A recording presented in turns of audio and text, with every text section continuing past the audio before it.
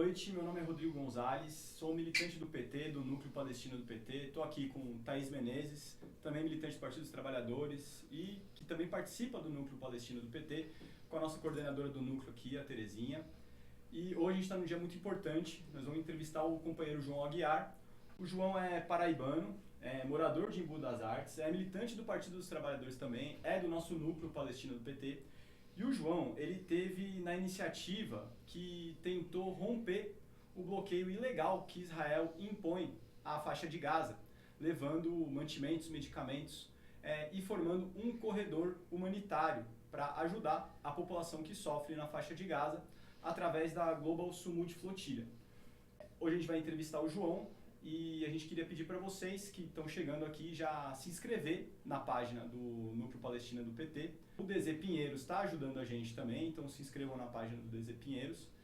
E já aproveita, compartilha esse vídeo com o seu amigo, o seu companheiro, que quer saber mais sobre essa iniciativa importante que teve muitos brasileiros lá prestando solidariedade ao povo palestino. Tá certo?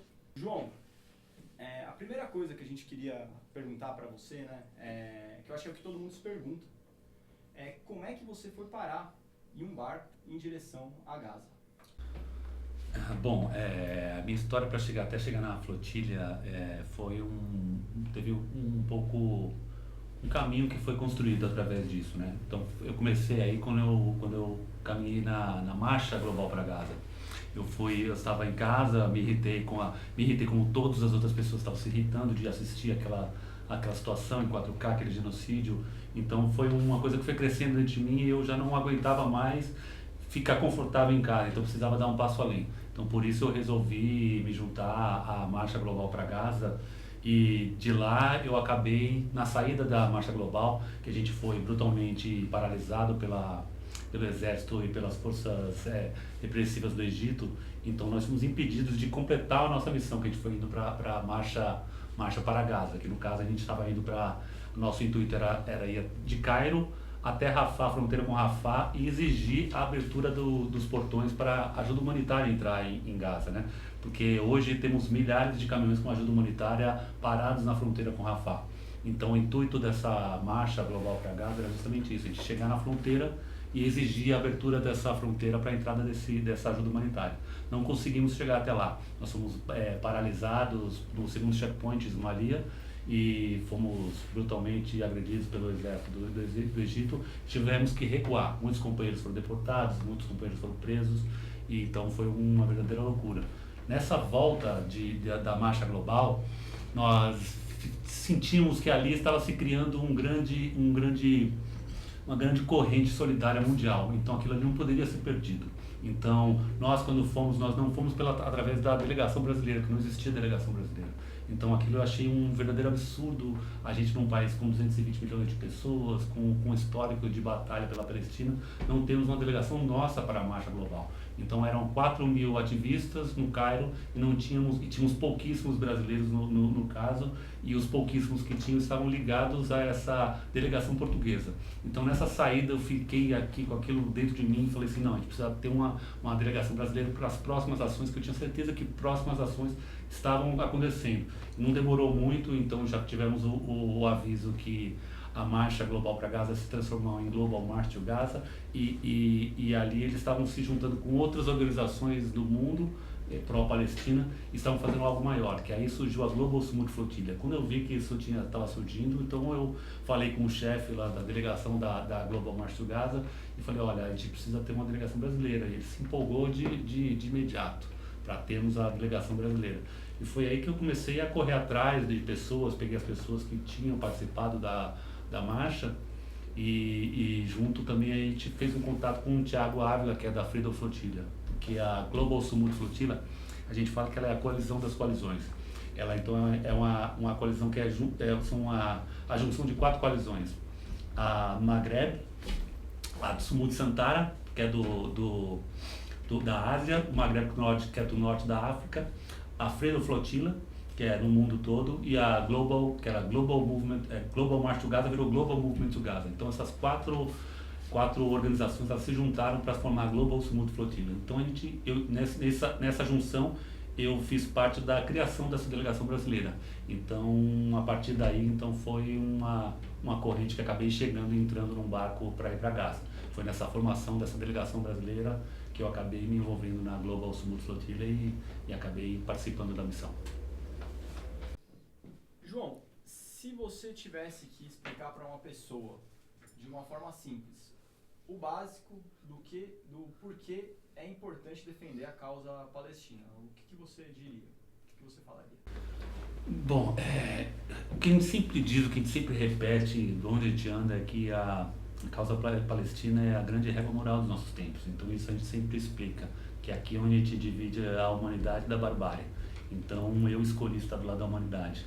E é importante te lembrar disso porque a causa palestina ela reflete todos os problemas e todas as causas urgentes no mundo todo. Agora mesmo a gente teve um problema no Rio de Janeiro e a gente pode ver que o mesmo problema que nós temos no Rio de Janeiro nós temos em Gaza. Então é a exclusão de gente, diminuir pessoas simplesmente pela cor, pelo seu território, pela sua origem, pela sua fé. Então por isso que a gente fala que a causa palestina ela é um grande espelho de todos os problemas que nós vivemos hoje na humanidade. Então por isso que é importante para você que está em casa, você que está assistindo, saber se posicionar nesse sentido, de saber de que lado você vai estar. Eu resolvi estar do lado da humanidade. Eu queria saber de que lado vocês vão querer estar. Então, quando a gente fala da questão palestina e por que defender a Palestina, a pessoa não precisa ir muito longe para poder defender, né? A gente está falando de um massacre televisionado, não é uma guerra, porque guerra você tem dois exércitos combatendo. Guerra você tem na Ucrânia versus Rússia. É uma guerra, você tem exército e exército, mesmo que uma bomba caia aqui ou ali em civil, mas você tem uma quantidade de mortos que não são 10% da população de um país, né? Então você tem, na verdade, um genocídio. Por quê? Porque o alvo de Israel, o alvo do sionismo, que a gente tem que separar o sionismo do país. A gente tem um país, Israel, que tem uma ideologia chamada sionismo, que é supremacista, é racista, perpetua um apartheid. Então, quando as pessoas... não é possível a gente assistir mulheres, crianças, né? Quem é que está morrendo em Gaza? Mulheres, crianças, jornalistas e profissionais de saúde, nessa ordem. Então, quando o alvo de um massacre, de um conflito, como a Globo gosta de colocar, são mulheres, você está fazendo uma limpeza étnica, porque você está matando mulheres jovens que não vão se reproduzir, não vão poder... Então, e essa questão da terra é muito importante para os palestinos, né? Então, quando a gente fala, por exemplo, eu queria dizer muito para as pessoas que professam qualquer segmento da igreja evangélica, né?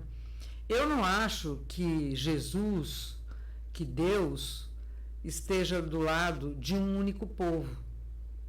Não é possível que Deus tenha escolhido um único povo, um Deus de amor, um Deus de compaixão.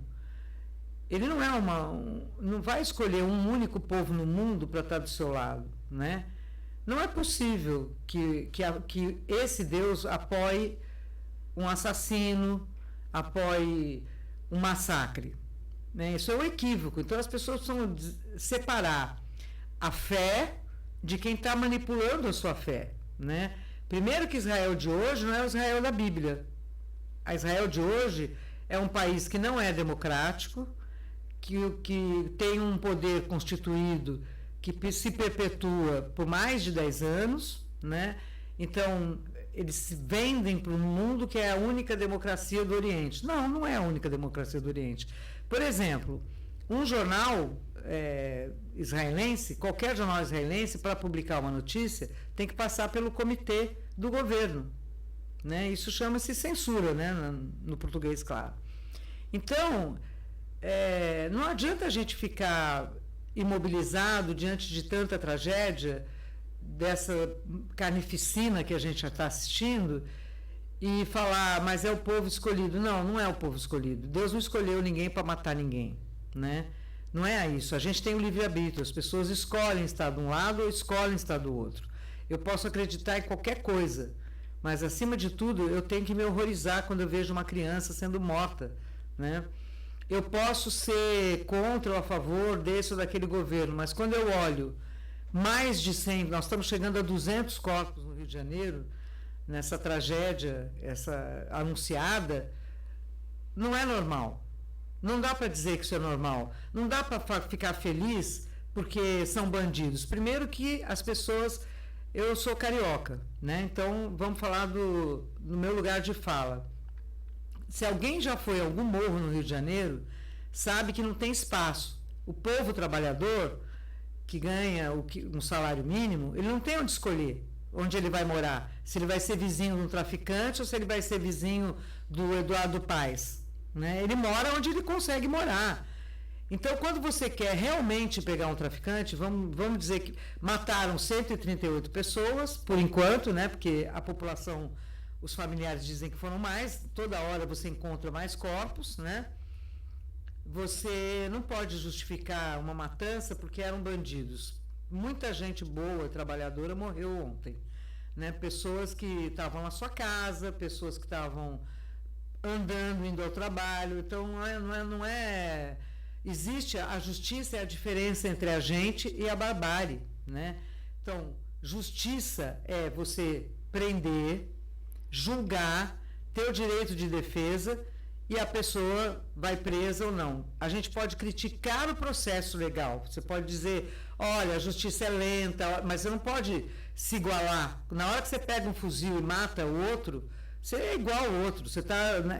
Você virou o não humano igual, né?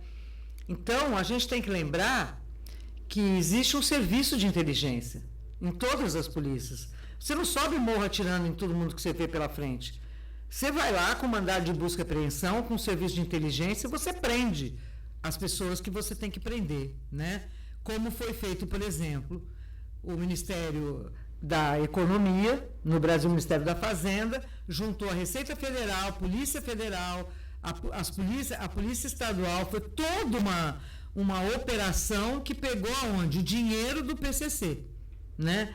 Então, isso é um golpe. Quando você realmente quer estraçalhar um crime organizado, você vai onde dói mais, que é no bolso. No caso do Rio de Janeiro, vamos lembrar que a ex-governadora Benedita da Silva, a nossa deputada Benê, do alto dos seus 83 anos, ela morou 57 anos no Morro da Mangueira.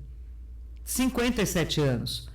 É uma mulher que é do Morro, né? Por exemplo, ela, quando foi governadora, ela prendeu o maior traficante da época. Ela prendeu Fernandinho Beiramar. Ela prendeu Elias Maluco. Ela prendeu o assassino do Tim Lopes e não disparou um único tiro. Chegaram na casa, pegaram e levaram. E está preso o Fernandinho Beiramar até hoje, né? E, então, a gente tem que entender, assim, a gente não pode, porque a gente está com medo, porque a gente está sendo roubado toda hora, você não pode também virar a chave e virar a mesma coisa, né? E a mesma coisa, a Palestina é aqui, é ali, é onde está. É um povo inteiro que tem uma história, uma cultura, que é milenar, mais de 4.000 anos de existência. A Palestina é um lugar que estava lá, e os palestinos, muito antes de 48, o mundo, para pedir perdão para o que fizeram com os judeus, jogarem as pessoas lá, que também não eram de lá, né? Eles tinham casa nos seus países de origem. E também foram enganados, né? Aliás, eu quero recomendar muito um documentário para quem estiver assistindo, que chama Notas de um Desterro, que é um documentário, as imagens são todas reais, os depoimentos são reais, de pessoas de carne e osso. Aí, você que está querendo entender essa história, você vai passar a entender por que a gente diz que o que está acontecendo na Palestina é a régua moral dos nossos tempos, né? A gente sabe que a flotilha Sumud não foi a única flotilha que tentou cumprir essa missão ao longo de muitos anos, na verdade, né? Mas ela deve ter alguma diferença com as outras, seja de tamanho, seja qualquer diferença que seja. Eu gostaria de saber o que você acha, o que você tem para dizer sobre isso. como que era o barco que você estava? A gente sabe que tinham barcos grandes, tinham barcos pequenos, né? Como que era o barco que você estava? Os tripulantes, de quais países? Como que foi isso? A Global Smooth Flotilla, para as outras flotilhas, a diferença dela é mais o tamanho. Essa flotilha, essa missão agora, ela foi composta por 44 delegações do mundo inteiro, com mais de 50 países representados nos barcos.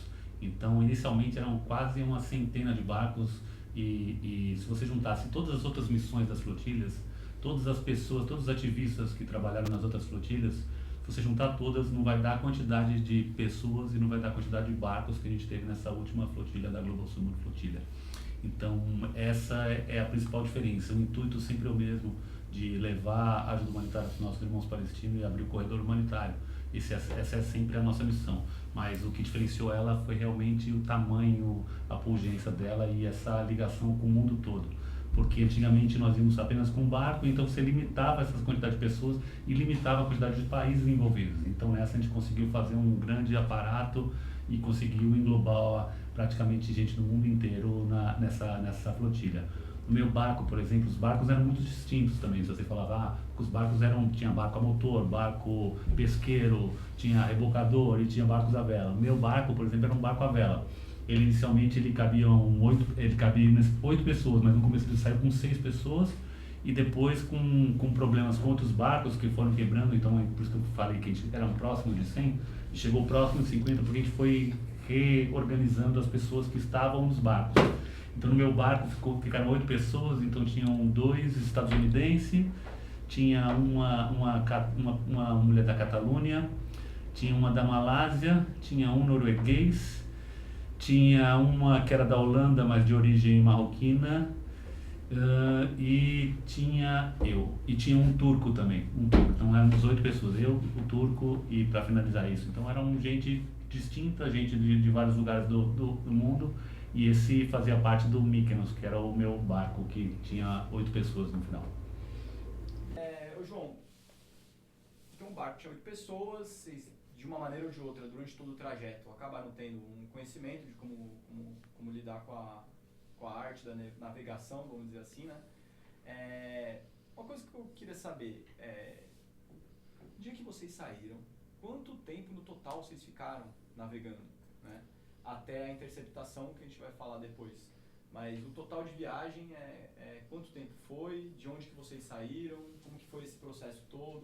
Bom, nós iniciamos a missão da Global Smooth Flotilla, ela tinha alguns pontos de saída. Então, os pontos de saída eram Barcelona, era Tunis, na Tunísia,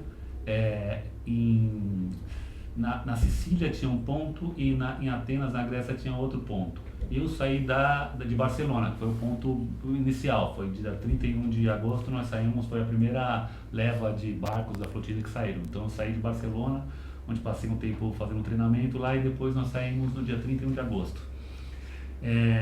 Até a interceptação foram 31 dias, então inicialmente eram programados. É engraçado porque é importante dizer, porque geralmente numa missão como essa a gente tem alguns cenários e várias coisas podem acontecer. Então a gente tem um planejamento de tempo, de como vai ser, mas tudo pode mudar de acordo com vários problemas.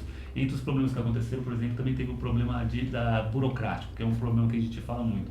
Então, é bom a gente entender e lembrar de que a gente não está brigando, a gente não está batalhando com pouca gente, não, a gente está batalhando com uma das potências militares, das maiores potências, e apoiada das maiores potências do mundo, com a Europa bancando, com os Estados Unidos bancando. Então eles têm um poder muito grande de persuasão e de tentar, nos portos que a gente saia ou que a gente pare, então eles tentam fazer alguma coisa para bloquear essa saída. Por isso que a gente sempre planeja os grandes problemas para seguir. A gente foi atacado por drones israelenses e tivemos problemas com o governo lá, que não poderia simplesmente dar esse respaldo e brigar com Israel. Então ele ficou meio que jogando um pouco esse problema para o nosso lado. Então teve todo esse problema burocrático para a gente poder sair de Tunis, por exemplo. Então a gente demorou uma semana para sair. Problemas de tempo também, do clima. Então é outro problema que a gente tem que levar em conta. Nossos barcos por exemplo, o meu barco era um barco à vela, um barco pequeno, então ele não tinha capacidade de navegar em certas tempestades. A gente, inclusive, teve no primeiro dia que a gente saiu, a gente encontrou uma tempestade no meio do caminho, a gente teve que voltar para Barcelona, nesse primeiro dia, que saiu dia 31, então no mesmo dia a gente voltou para Barcelona, para um outro porto em Barcelona, e depois no outro dia tivemos que sair novamente para a missão. Mesmo saindo no outro dia, a gente teve um pouco dessa rebarba, dessa tempestade, e, por exemplo, a gente pegou ondas de quase 3 metros de altura num barco à vela, então foi para nós que éramos inexperientes em relação à navegação, foi complicado. Então, a questão do tempo também é importante, né? Então, tem que ver se a tempestade é muito grande, então a gente tem que desviar, tem que pegar outro caminho, ou tem que paralisar num porto. Na Itália foi da mesma forma, quando a gente chegou na Sicília, tinha uma outra tempestade chegando, então a gente teve que paralisar mais um dia, para deixar a tempestade passar para poder seguir. Então, isso acaba atrasando um pouco o cronograma da flotilha. Mas nós demoramos nesse período, foram 31 dias até sermos interceptados pelo exército terrorista de Israel. A abordagem, né, a interceptação não era certa, né? A expectativa de vocês era que não houvesse, né, que conseguisse chegar. O ideal era que conseguisse chegar até Gaza, levar os mantimentos. Mas a partir do momento que poderia acontecer a interceptação, vocês tinham uma expectativa de como seria. E aí, em relação a como vocês achavam que seria e como foi, dentro de um contexto de que vocês eram uma delegação que tinha vários países, é claro, né? A gente sabe que a abordagem teria que ser adequada ao que vocês representavam, né? Ao símbolo que vocês representavam, a gente sabe disso. Mas, a partir desse cenário todo, como é que foi essa abordagem? E como que vocês entenderam essa abordagem dentro desse contexto? Bom, a interceptação é difícil dizer porque no momento a gente segue tranquilo, porque a gente treina muito para esse momento. Então a gente tem algumas opções de que pode acontecer quando a gente sai nessa missão, a gente tem algumas possibilidades que a gente analisa muito bem, muito friamente o que pode acontecer nessa missão. Então as opções claras são, eu citei agora há pouco sobre a guerra burocrática, então a gente tem a possibilidade de não conseguir sair com os barcos. A segunda possibilidade é nós irmos e sermos afundados pelo exército terrorista de Israel. É uma outra possibilidade.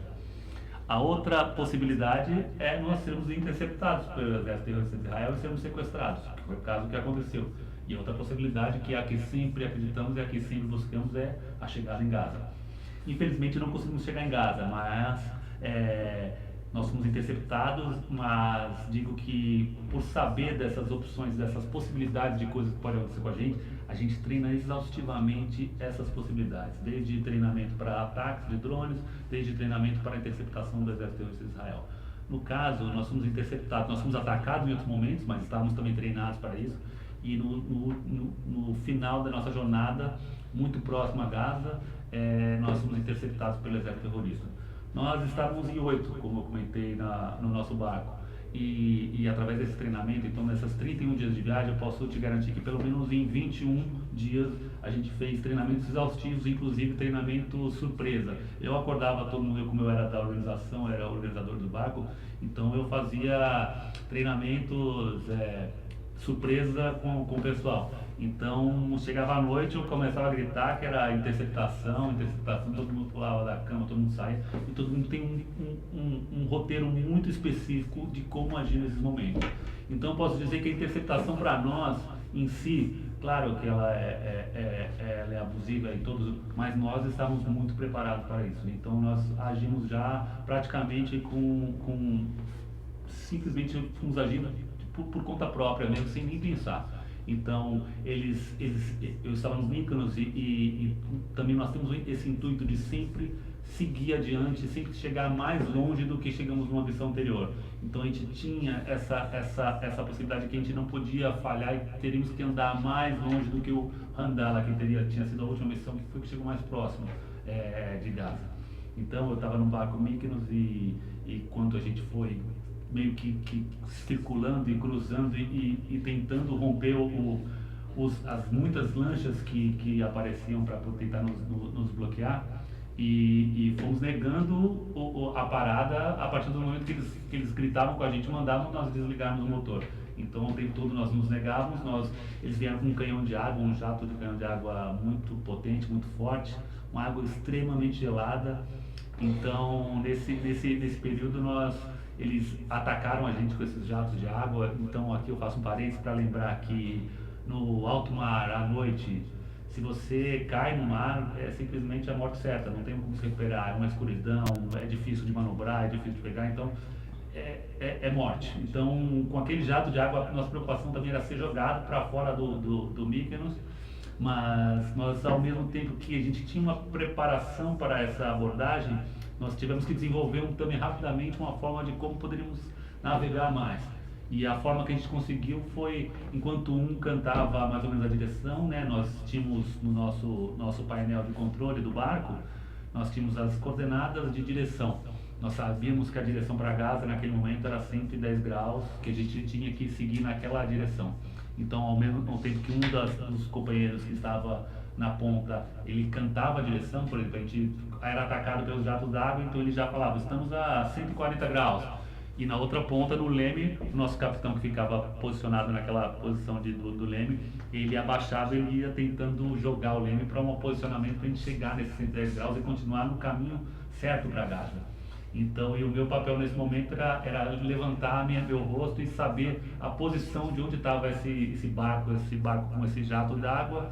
E aos poucos também a gente foi entendendo a dinâmica dele. Ele tinha um barulho muito específico de que quando ia atacar. Então, quando a gente escutava esse barulho, eu falava de onde estava vindo, se era da ponta, se era do que lado, direito, de esquerdo. Nós temos uns códigos muito específicos na navegação. Então, a gente falava nesses códigos e as pessoas já sabiam de onde estava vindo o jato d'água. Então, nos abaixávamos todos e tentávamos segurar enquanto o jato d'água vinha batendo na gente. Então, nessa toada, partimos mais de horas navegando, levando jatos de água gelada. Então, a gente se tremia muito, era muito frio e o jato era muito forte. Então, com o tempo, a nossa vela, nesse momento, por nosso protocolo, a gente abaixava a vela e seguia só com o motor também. Então, a nossa vela estava toda abaixada, mas a potência do jato de água era tão forte que ele conseguiu rasgar a nossa vela de ponta a ponta. Nós tínhamos também equipamentos que eram de metal, que foram quebrados pela potência da água. Nosso tracker, que era o que nos dava a nossa direção para as pessoas que elas iam acompanhando onde a gente estava, foi destruído. Nossa parte de internet, câmeras, foi destruído pelo jato de água. Então foi um ataque muito forte, mas mesmo assim nós seguimos e tentamos navegar o máximo que podia. Mas a partir do momento que a gente tinha companheiras que já estavam se tremendo muito, o corpo não conseguia parar, então a gente achou melhor, pela integridade física das pessoas que estavam no barco, a gente resolveu parar e desligar o motor. A partir quando a gente desligou o motor do Mykonos, foi questão de segundos, então não deu 10 segundos e então o barco estava completamente tomado pelo exército terrorista de Israel, que eles invadiram. E parte do treinamento também a gente sabe a hora certa que a gente tem que jogar todos os nossos equipamentos eletrônicos, qualquer tipo de equipamento a gente tem que jogar no mar, porque, para você ter uma ideia, o perigo de você deixar um rastro, tanto dos nossos companheiros de organização, mas também com os nossos próprios familiares. Então, existem casos do Mossad, do Exército Terrorista de Israel, eles ameaçam familiares dos ativistas, então eles ameaçam crianças. O companheiro Thiago Ávila, por exemplo,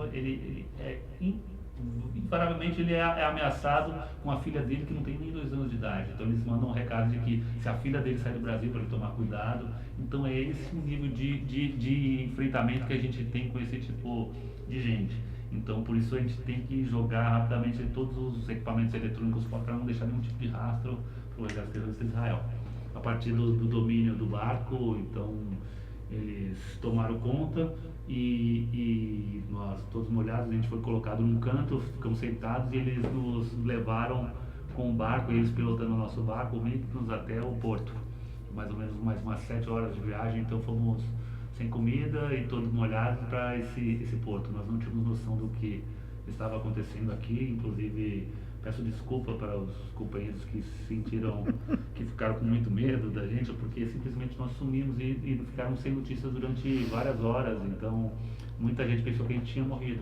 Horas não, dias. Né? Eu diria dias, que é interessante, assim, eu estava... Pode falar. Assim, é horrível, porque eu estava... o João falava e filmava, né? E a gente estava conversando todas as madrugadas e tinha os filmes. Então, na hora dos jatos d'água, ele estava filmando. Então, é horrível você estar do outro lado do mundo, vendo seu companheiro, aquilo acontecendo, e aí ele jogou o celular. Eu imagino que ele jogou ali. Ele fez esse vídeo, e aí, embora a gente tivesse combinado, né, eu sabia que ia jogar o celular, eu fiquei meio assim, né, e eu falava com a irmã dele que estava em Barcelona. Mas sumiu. Não, calma, foram interceptados. Então a gente ficou num momento achando que sim, foram interceptados. Só que aí começou a aparecer o sinal do Mykonos, né? E aí desapareceu. Ele não soube, né? Ele só soube aqui no Brasil que eles chegaram a 11 quilômetros da praia. Então os caras estavam com muita raiva do Mykonos, porque eles furaram o cerco, eles chegaram a 11 quilômetros da praia. As pessoas na praia viram o barco, né? E aí, o que aconteceu? Sumiu o sinal, não tinha o sinal, então a gente sabia que todo mundo tinha sido interceptado, mas não tinha certeza se o Mykonos tinha sido interceptado. Então foram 3 dias, assim, de começar assim... Não, eles foram, tal, com maior confiança. Aí começa assim, não sei, será que eles foram interceptados? Vai que eles chegaram. Aí você começa a viajar, né? Assim, não, se ele tivesse... Não, o João, se tivesse chegado em Gaza, ele ia dar um jeito de avisar a gente que ele chegou. Não tem isso. Aí chegou uma hora eu realmente achei que ele tinha sido morto, que ele e os companheiros do barco tinham sido mortos, porque chegava todo mundo, a gente tinha notícias de todos os barcos em Achoda, os interceptados, e não tinha o do Mykonos, porque o Mykonos estava sem o trocinho lá, o radar, sei lá como é que chama o negócio, GPS. Tracker, isso. Então, chegou todo mundo, não chegou o Mykonos, ou o Mykonos foi afundado. Então, a gente começou a ficar desesperado, né? Até que, finalmente, e aí é importante os bastidores, né? Eu acho que não dá para não falar do apoio incondicional que a gente teve do governo brasileiro, né?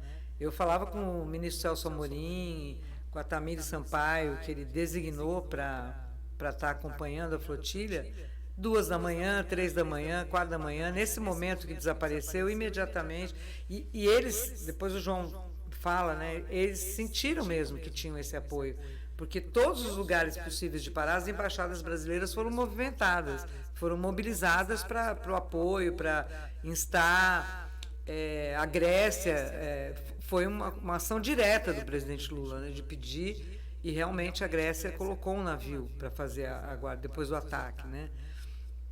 Então, eu acho que assim, esse momento que eles somem, né, e aí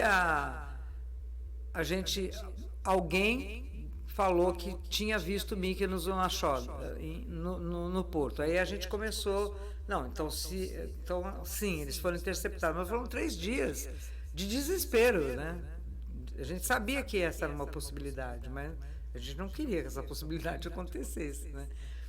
E a embaixada, infelizmente, o corpo consular em Israel, o brasileiro, como nós rebaixamos as relações, não temos embaixador, aquele corpo consular a gente não sabia aqui no Brasil, né? Mas depois que a delegação chegou, a gente ficou sabendo. Eles faziam questão de dizer, imagina, as pessoas presas, 7 dias presos, sem comer, em greve de fome, até porque eu, por exemplo, não comeria mesmo, né? Não sei se vão envenenar e tal. Sem água, porque eles foram privados de água por 36 horas, água e comida. E os caras se vangloriando, né, que foram indicados pela Michelle Bolsonaro. No tempo da Michelle Bolsonaro, a gente falava direto, a gente tinha completo apoio do governo de Israel. Agora, esse era o Lula, né? Brigou e aí tal. Então, tudo foi muito complicado, né? O pós, né? Tinha toda uma documentação que tinha que ser feita, que eles só descobriram depois. Eles não agilizaram o processo. Então foi muita pressão brasileira, do governo brasileiro, para que, inclusive, aquela embaixada funcionasse. Né? Mas aí eu não estava lá. Né? É o João que tem que falar, eu estava aqui. Só é importante dizer que esse apoio também das pessoas que estão em terra é importante. Ou a gente enlouquece, né? Nesse momento a gente enlouqueceu, porque achou que eles tinham sumido, mas em geral a gente tá também, tudo que ele contava, a gente passava para a mídia, né? E quando eles sumiram, né? Eu acho que assim, foi a primeira vez que eu vi a Globo falar do problema em Gaza de um jeito, imagina, saiu no Jornal da Globo, saiu no Jornal Nacional, a flotilha, né? Então eles furaram o cerco midiático, mas também a gente teve a gente não deixou em paz a mídia aqui, porque, são cidadãos brasileiros desaparecidos, né? Presos, sequestrados. Não dá para ficar do lado errado da história, né? Foi isso. Mas foi fundamental também esse apoio, né, do núcleo, esse contato com as autoridades nossas. Eu creio que isso daí foi um elo importante, né? O apoio do núcleo e da equipe de terra foi fundamental. Eu digo não só a equipe de terra, mas todas as pessoas que estavam em terra. Toda vez, todo vídeo que eu gravava, toda mensagem que eu passava, eu sempre falava que nós navegamos juntos, nós no mar e vocês na terra. Porque é justamente isso, a necessidade de estarmos conectados entre todas as pessoas, em todas as pessoas do mundo livre. Então, por isso que eu digo que o núcleo, as pessoas comuns, ou nossa equipe de terra, a importância foi enorme. Porque é justamente isso, eu entrei numa missão dessa, eu doei o meu corpo e coloquei o meu corpo em risco, porque eu tinha certeza que eu tinha um respaldo de gente trabalhando aqui, tanto no Brasil como em todos os lugares do mundo. Então, o núcleo, eu sabia que o núcleo, e nisso eu sempre agradeço a coordenadora do núcleo, a Terezinha, do empenho enorme que teve para tentar falar com a mídia e divulgar a mensagem. As pessoas de terra também fazendo todo o acompanhamento no nosso barco, todas as nossas necessidades que tinham, os problemas burocráticos que aconteciam no meio do caminho, eram eles que tinham que resolver essas coisas. Então, é uma equipe muito grande por trás. Então, não é só as pessoas que navegam que fazem parte da missão. Então, é uma conexão, por isso que eu sempre digo dessa corrente solidária que se está criando, é justamente por isso. Então, todas as manifestações, todos os acampamentos estudantis, todas as marchas, todos os movimentos em todas as capitais que formaram uma onda gigantesca de apoio à flotilha, apoio à causa palestina. Então, isso que nos trazia o respaldo, que nos trazia a segurança, que nos trazia a certeza de que sairíamos vivos e sairíamos vitoriosos dessa missão. Então, foi de extrema importância. Outra importância também grande, a gente tem que ressaltar, como a companheira Terezinha também está comentando, é o apoio do governo, que isso é fundamental. Então, quando a gente entra com a flotilha, com várias pessoas de vários países, com personalidades, com influências, com tudo, é justamente para isso, para a gente tentar forçar os governos a cada vez andarem mais para a causa palestina e ter um maior apoio à causa palestina. Então, acho que isso a gente conseguiu não só no Brasil, mas como no mundo todo. Então, a importância das pessoas em terra, a importância do núcleo, eu digo que ela é fundamental. Bom, a gente tem assistido aí nos últimos 2 anos, né, e com mais intensidade agora, no último período, as redes sociais proporcionaram isso pra gente, né?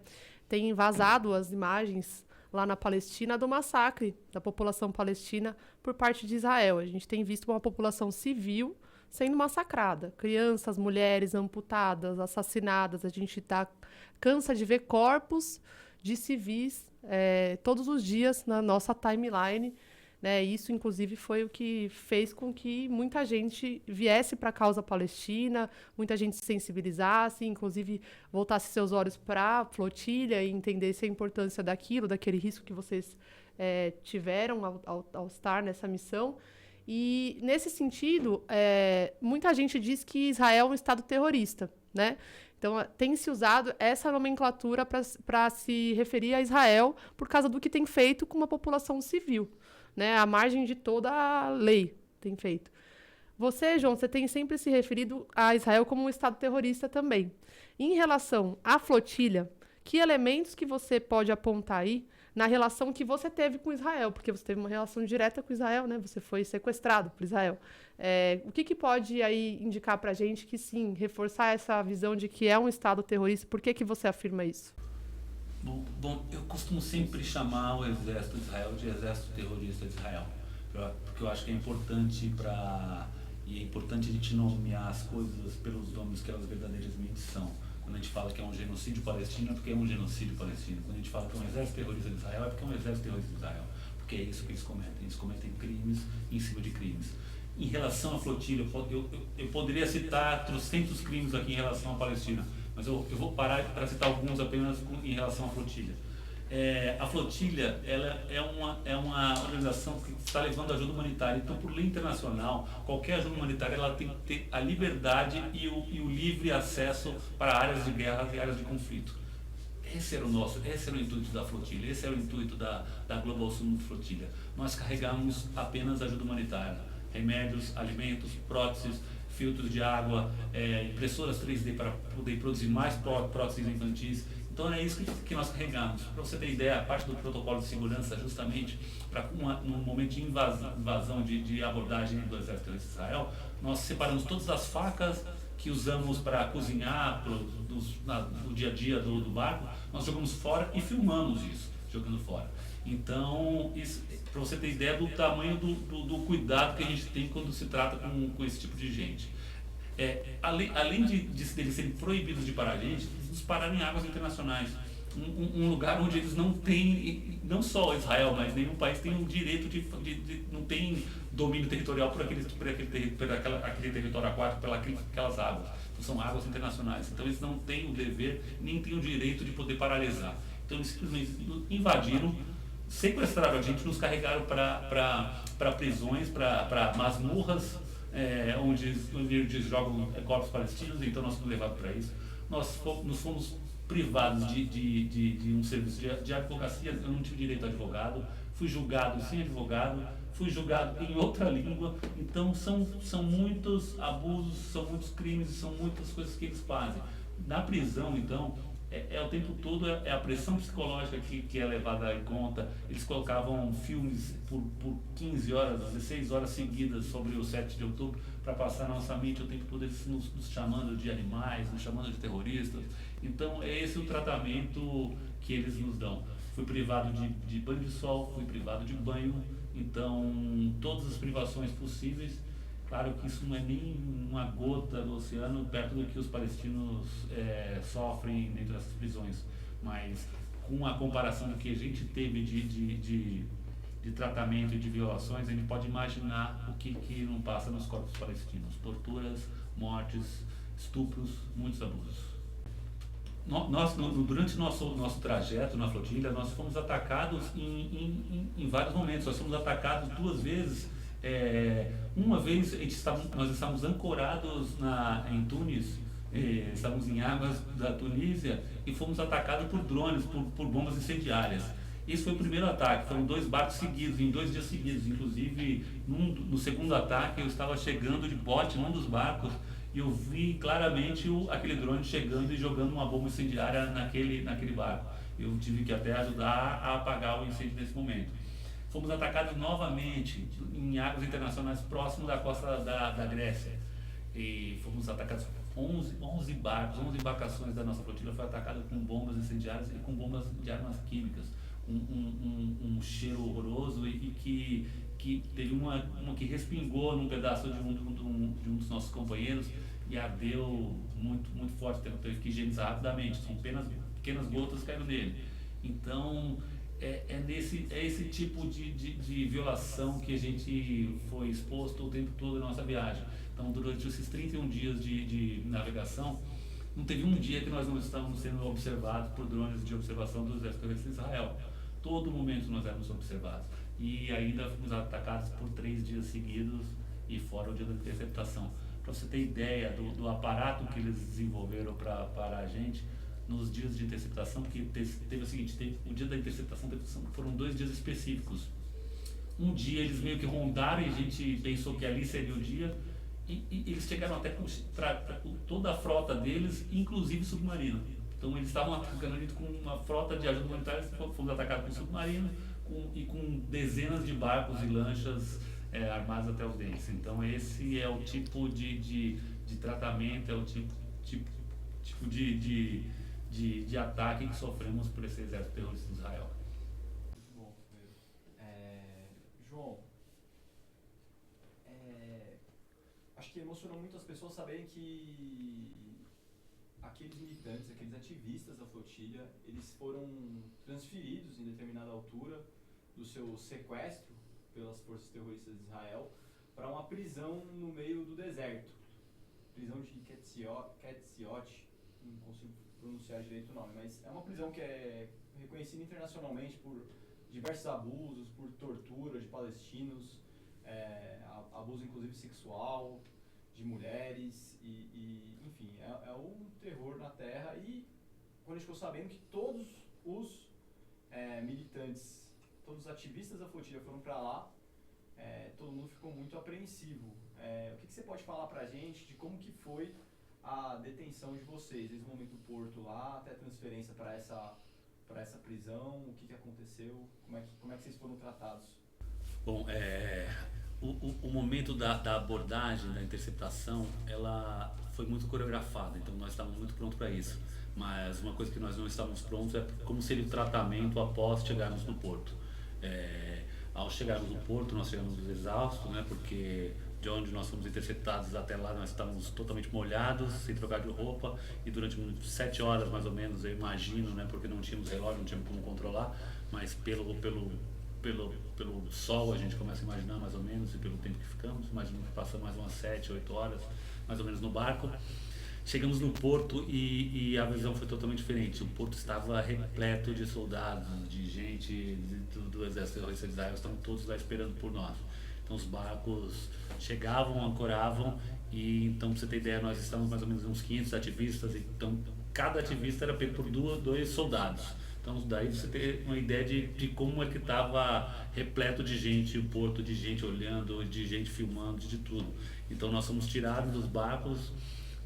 Na hora que eu saí, eu fiz questão de estar com a cofia. Eu estava com a minha cofia, então isso já gerou uma raiva muito grande do soldado que estava me pegando, então já pegou com muita força. Nos jogaram no chão, no sol, e ficamos ali por mais 2 horas pelo menos. Muitos de nós já foram agredidos nesse momento, com o rosto jogado no asfalto, no cimento. Esfregaram a cara de muitas pessoas. A Greta foi uma delas, e jogavam nossos passaportes no chão. Então o tratamento já era um tratamento mais de humilhação e um tratamento mais belicoso, podemos dizer assim. A partir daí nós passamos por uma triagem muito grande. Então a gente descia com as nossas malas, então nossas malas eram todas revistadas, nós éramos revistados, então tiramos muitas fotos com o passaporte e começamos a ser interrogados. Nesse momento eu perguntei sobre advogados, ele falou que não teriam advogados, então que eu não teria como acessar nenhum tipo de advogado, mas também pelo treinamento que nós tivemos eu já sabia mais ou menos o tipo de documento que viria para nós assinarmos. Então eles chegaram com um documento claro que era para nós assumindo que estávamos invadindo terras israelenses e de que nos colocávamos como culpados disso. Então é óbvio que não iríamos assinar esse tipo de papel, esse tipo de documento. Então, a partir daí eles informavam que nós íamos ser encaminhados para o presídio. Eu falei, tudo bem, se é assim, eu não vejo motivo, e éramos muito claros nesse momento, não vejo motivo, porque nós estávamos em águas internacionais, mas não tínhamos muito direito à fala e nem direito a qualquer tipo de voz. Nós éramos encaminhados para um outro setor, e ali a coisa foi piorando de situação a cada momento. Então eles o tempo todo chegavam nos humilhando, perguntavam e faziam chacota com a gente, falavam dos nossos, que nós não estávamos levando nada de ajuda humanitária, que estávamos ajudando terroristas, que agora nós íamos ver o que era bom, aprender como que é um presídio e vamos ser tratados como tal, como terroristas. Então era esse o tratamento que tínhamos. Fomos levados para nessa triagem. Depois passamos por mais revistas, onde eu, por exemplo, no caso, eu tenho piercing, muitos tinham brinco, então eles tiravam os brincos, eles queriam forçar, arrancar o meu piercing na barra. O meu piercing ele não sai, ele só sai se fosse com um alicate, então eu falei assim, você vai ter que arrancar o meu nariz. Então eles ficavam ameaçando o tempo todo esse tipo de ataque. As pessoas com cabelo comprido, eles vinham com tesoura, falavam que iam cortar, a pessoa com... Então era esse o tratamento. As pessoas que falavam árabe, de origem árabe, esses eram maltratados mais ainda. Então eles já, além da humilhação, já começavam a bater e espancar as pessoas nesse sentido. E dessa triagem nós fomos encaminhados para um caminhão, que era um caminhão, tipo um caveirão que temos aqui no Rio de Janeiro, que a gente costuma ver muito subindo o morro. Então a gente foi colocado nesse tipo de veículo. Nesse tipo de veículo eles nos deixaram lá por mais umas 2, 3 horas, isso com um aquecedor ligado, então um calor imenso. Então a cada pessoa que entrava, a pessoa entrava já sofrendo abusos e pancadas, em especial as pessoas de origem árabe. Então nessa hora eles colocaram a gente nesses caminhões, então tinha uma fila de caminhões, porque era muita gente que se negou a assinar os papéis aceitando uma deportação e aceitando uma culpa que nós não tínhamos.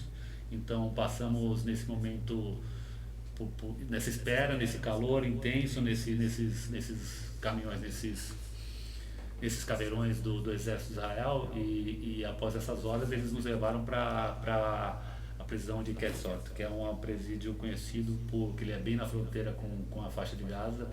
É um presídio conhecido por abrigar, foi feito para abrigar presos palestinos dessa guerra entre aspas, que eles estão tratando, esse massacre, esse genocídio. Então é para levar corpos palestinos onde eles são ali abusados fisicamente, emocionalmente, e até estupros acontecem nesse momento. Então nesse momento nós fomos levados para lá, e foi aí que realmente cai a ficha que a gente está entrando num verdadeiro presídio, onde a gente foi jogado numa cela, onde eles dão uma roupa, né, aquela roupa cinza que a gente acabou voltando e que as pessoas se acostumaram a ver com os presos palestinos, sequestrados palestinos que foram soltos. Então a gente costuma ver, então aquela mesma indumentária que eles estavam é a roupa que a gente foi nos dada. Então ali a gente percebe que a gente está sendo jogado um verdadeiro presídio numa masmorra de Israel. Ali fizeram um exame médico rápido com a gente, e de lá fomos encaminhados para celas. Fomos para um pavilhão, eles nos levaram para um pavilhão que era exclusivo para a gente. Eles não misturaram a gente com os outros palestinos, que ali tinham vários. Nesse presídio, inclusive, tem centenas de crianças que seguem presas nessas masmorras.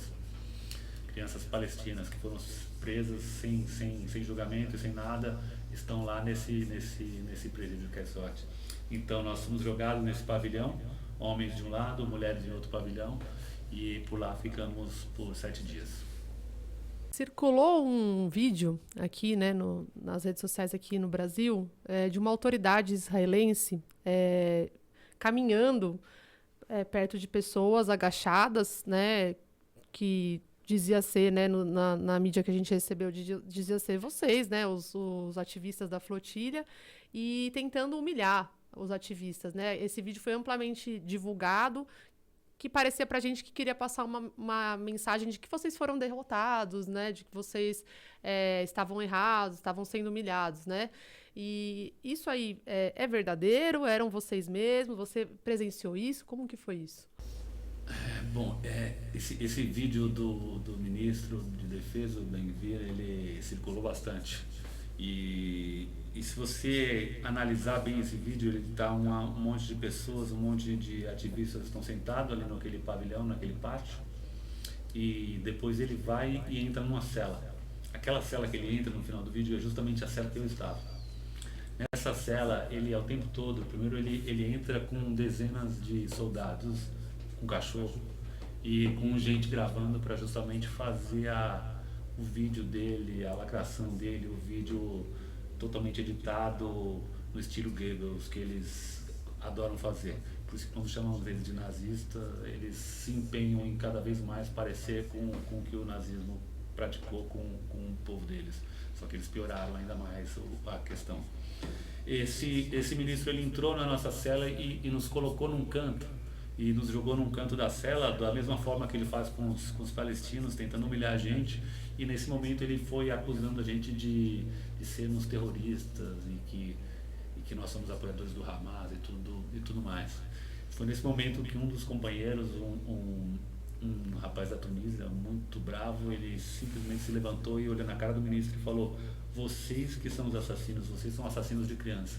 Falou na cara dele e a gente ficou, todo mundo ficou chocado, porque aquele senhor, aquele ministro da defesa do Estado terrorista de Israel, Ben-Gvir, ele estava lá com dezenas de soldados, com cachorros, com armas, todos engatilhados, com a mão no gatilho para cima da gente, mas o bravo ativista e companheiro, ele simplesmente se levantou e falou isso na frente dele.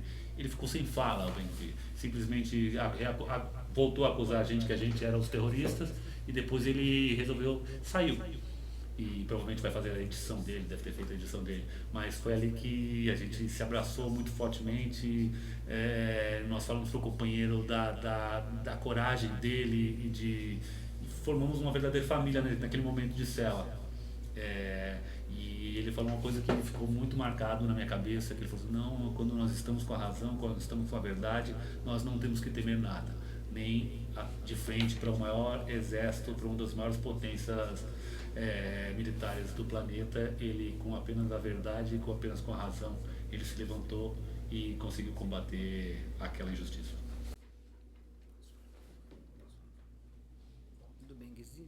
Não, eu queria, assim, quando o João fala do Ben-Gvir chegar lá e filmar, né, a gente vê as denúncias, quando a gente fala Al Jazeera, as pessoas, então já é, né, tendenciosa. Mas você vê isso também na CNN, na BBC, em jornalistas, né?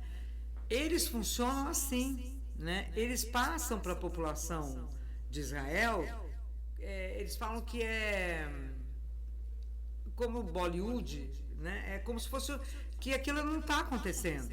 Eles ficam o tempo todo, e a gente tem uma companheira judia, né?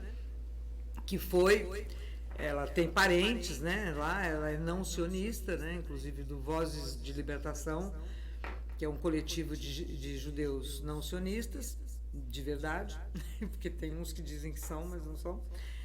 E ela fala assim, a família, as pessoas não têm ideia do que estava acontecendo, né? Durante meses, como se fosse, porque eles filmam, como se fosse o que eles estão tentando vender agora, comparando no Rio de Janeiro, né? Vai lá e fala que o cara estava camuflado. Ok, você pega um corpo que estava camuflado e aí tem mais 100 que você vê claramente, né? Que é uma pessoa normal, comum, estava andando. Mesma coisa lá, quer dizer, é a propaganda, né? Só que eu penso o seguinte, muita gente saiu de Israel durante esse genocídio, né? Logo nos primeiros meses. Eu acho hoje que quem ficou lá concorda. Porque são 2 anos, você tem internet, por mais que você queira censurar, controlar, escapa, né? Chegou um ponto que você vê, de Tel Aviv, você vê o que está acontecendo ali. Não tem como você não ver aquilo, né? Então, apesar de toda a propaganda enganosa que eles fazem, eu acho que hoje as pessoas que estão lá, por isso tem uma grande convulsão em Israel, né? Hoje, uma grande convulsão. O Netanyahu precisa ir até o fim, porque se ele não for até o fim, ele vai preso, né? E ele perde o poder. O problema é que os companheiros de esquerda, né, do Partido Comunista Israelense, diz que assim, ele é o melhorzinho. Então, se ele é o melhorzinho, você imagina o piorzinho. Como que é? Como esse ministro que o João falou, né? A pessoa tem a pachorra de ir no lugar e torturar, né, estrangeiros sem o menor constrangimento, né? Lembro de uma frase que você falou, que você comentou agora do companheiro na prisão lá da Tunísia, esfregando a verdade na cara do exército de Israel. Me lembro de uma frase que você mandou no nosso grupo do núcleo da Palestina. Quando vocês estavam chegando lá, estava prestes a acontecer a interceptação, você falou assim: eu consigo sentir o coração de Gaza pulsar. Eu tenho certeza que esse companheiro estava sentindo o coração e o heroísmo de todos aqueles palestinos que resistem, né? De forma tão inacreditável, né? de tudo isso que a gente está descrevendo aqui, o que a gente vê todo dia, a forma como eles resistem, é como você falou, o que a flotilha fez foi uma fração do que o povo palestino faz cotidianamente, né? Mas que tem que servir de exemplo, né, para a luta contra o colonialismo, contra o imperialismo e pela soberania das nações que são oprimidas pelo norte global. Então, acho que muito forte esse ensinamento. Eu queria, dentro desse contexto, João, porque assim, a gente vive hoje um momento no Brasil que o conjunto das forças de esquerda, as forças do campo democrático e popular, aqueles que se aliam a uma visão de transformação da sociedade em prol do nosso povo, em prol da soberania nacional, em prol de ter mais direitos, a gente sofre cotidianamente já, a gente pode dizer, talvez, voltar lá atrás, na época do mensalão até, mas objetivamente, a partir principalmente de 2013, a gente sofre uma campanha sistemática de desmoralização desse campo, né? Teve um momento no último período no Brasil que sair de vermelho, com uma camisa como essa que a Thaís tá na rua, você ia ser atacado. Isso melhorou em alguma medida, mas a gente ainda vê cotidianamente essa campanha de desmoralização. Quando você toca no tema da Palestina, essa campanha de desmoralização ela vai a um passo a mais, porque passa-se a vincular com tudo que tem de ruim, incluindo com o terrorismo.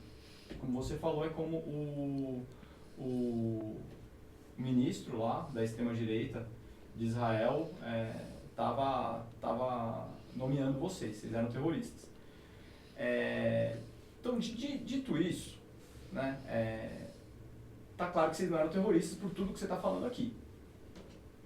Mas eu acho que é importante a gente falar e a gente ter bem claro, João, o que vocês estavam levando naquele barco? Estavam levando armas?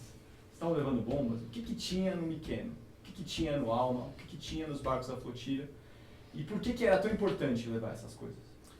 Bom, essa é mais uma das acusações mentirosas do Estado terrorista de Israel, do governo terrorista de Israel. Eles sempre tentam manipular a opinião pública em relação a de que os barcos da Global Summit Flotilha são barcos de selfie, são barcos que não carregam ajuda humanitária, são barcos que carregam armas para o Hamas. Então isso faz parte da estratégia midiática deles de tentarem confundir a opinião pública. Claro que não levávamos armas. Nosso treinamento todo, nossa missão é uma missão não violenta. Então nosso treinamento todo é com base na não violência. Todos os nossos atos são com base na não violência.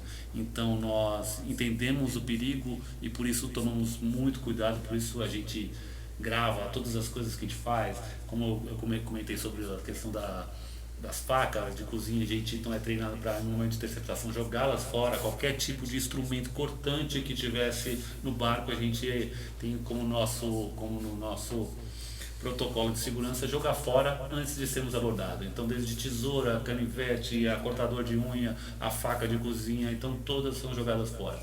É óbvio que não levamos nada, então isso faz parte apenas do trabalho de confundir a opinião pública e de tentar manipular como os sionistas geralmente fazem. Então nós levamos isso, remédios, alimentos, próteses, filtros e impressoras 3D para produzir mais próteses, fórmulas para crianças também. Então esse é o tipo de mercadoria que se carrega nos barcos da flotilha. No nosso, por exemplo, no Mykonos mesmo, como era um barco menor, então a gente tinha claro, cada barco leva uma quantidade de coisas. Então, mas mesmo assim o Mykonos ele tinha uma quantidade bem razoável de ajuda humanitária. E nós fizemos vídeos mostrando todos esses equipamentos que estávamos levando. Para quem tiver dúvida, é só acessar nosso Instagram também e olhar lá e ver os vídeos. Os vídeos continuam lá. Os vídeos continuam nas mídias da Global Summit Flotilha, nas mídias de todas as pessoas que participaram. Então, é só mais uma falácia do Estado terrorista de Israel, coisas que eles costumam fazer. Nós estávamos preparados para isso e já imaginávamos que esse seria a linha de defesa deles, tentar manipular a mídia e tentar nos colocar como vilões ou como apoiadores do Hamas. Nós não apoiamos ninguém, nós simplesmente levamos ajuda humanitária e inclusive parte da nossa missão não era nem descer em Gaza.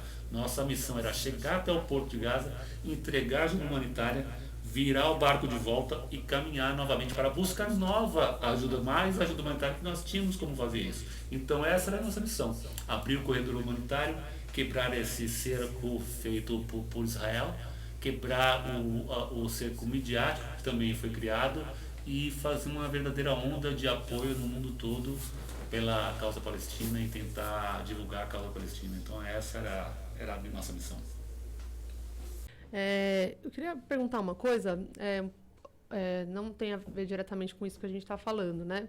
Mas a Greta é uma figura que ela tem um renome internacional, ela tem muita exposição, tem milhões de seguidores, ela ficou muito conhecida pela questão do meio ambiente, e agora ela está jogada para a questão da Palestina há muito tempo já, e ela é muito jovem, então ela é uma pessoa que tem os holofotes em cima dela. Mas o governo dela não apoiou a ida dela à flotilha, mesmo que não apoiasse, mas não respaldou em nenhum momento. A gente ficou sabendo que ela foi abandonada pelo governo.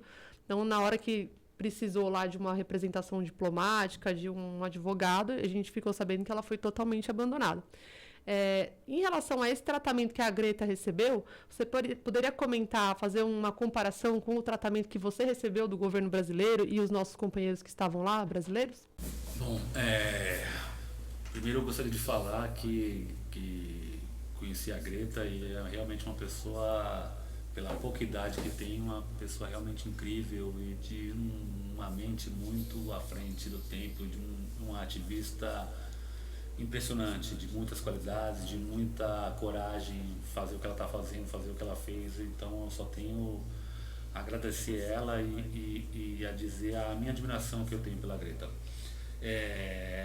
Infelizmente o país dela não deu o suporte que para ela como o nosso governo deu para a gente. Então, por mais que depois nós ficamos sabendo que, inclusive nos encontros da ONU, a nossa delegação brasileira na ONU tentou a todo tempo se juntar com a delegação da Suécia para poder tentar fazer uma força e um apoio na Europa para tentar trazer maior segurança para esses outros companheiros que não tinham todo esse aparato e essa segurança diplomática que nós tínhamos que estava vindo do Brasil.